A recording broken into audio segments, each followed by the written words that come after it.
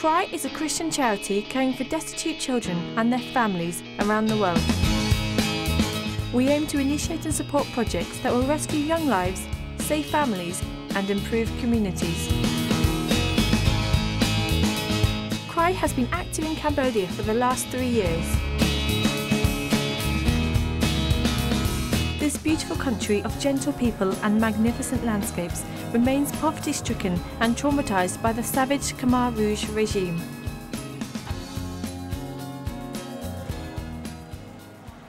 From 1976 to 1979, over 2 million people died, many tortured, killed and left to rot in the notorious killing fields. The country struggles to recover and the health services are severely under-resourced. Cambodia currently has one of the highest infant and maternal mortality rates in the world. Marcia Hammond, former head of midwifery services, was drawn to Cambodia. She felt there was something she could do to improve the situation. In 2005, she took up a position with the VSO, Voluntary Service Overseas, where she was based in the remote northern province of Stong Treng. She initiated a remarkable work reorganising midwifery services and training midwives. She recognised that one of the main problems in that region was that pregnant women with complications lived in remote areas.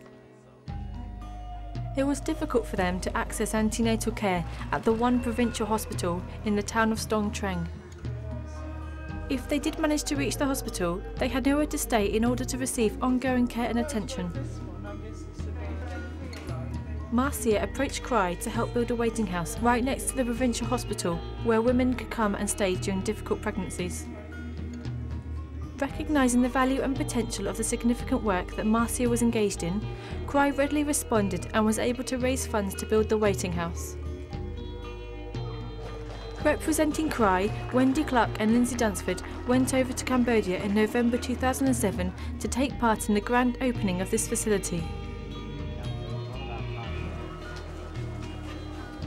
Whilst there, they also visited some of the other projects Marcia had introduced to CRY.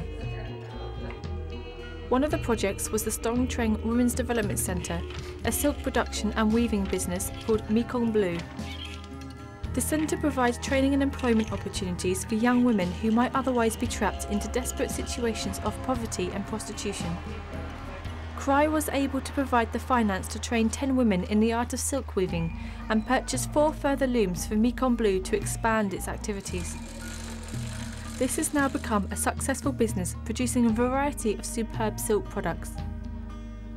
CRY also contributed to the refurbishment of extremely remote health centres, provided help for various poor families and has purchased several motor scooters for midwives to travel around more easily.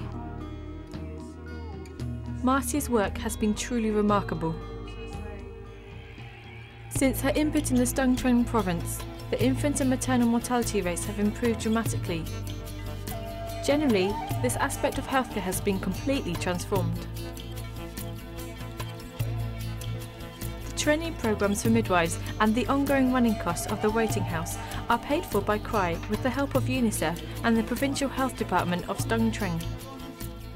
In 2007, Marcia began to work in another remote province called Prevahir, replicating what she had done in Stong Treng.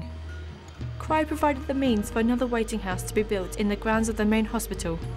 In October 2008, founders of CRY, Martin and Gaynor Dunsford, attended the grand opening. This work has now received the attention of the Minister of State for Health, His Excellency Professor Eng Hoot. Martin, Gaynor and Marcia had a significant meeting with him in which CRY was asked to replicate the waiting house programme in Cambodia's poorest provinces.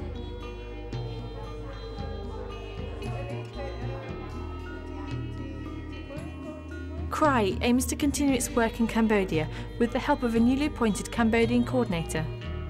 Puti, who has been Marcia's faithful translator, will occupy this position. He is also the founder and director of a new private school in which CRY would like to begin to sponsor poor children.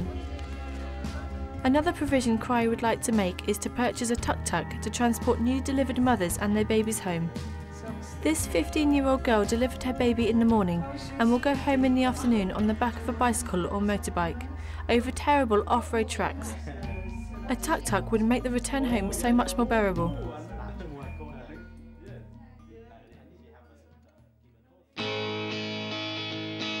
CRY needs your help to continue to make a difference in Cambodia. We can only do this through the generosity of our supporters. Will you make a donation to CRY today?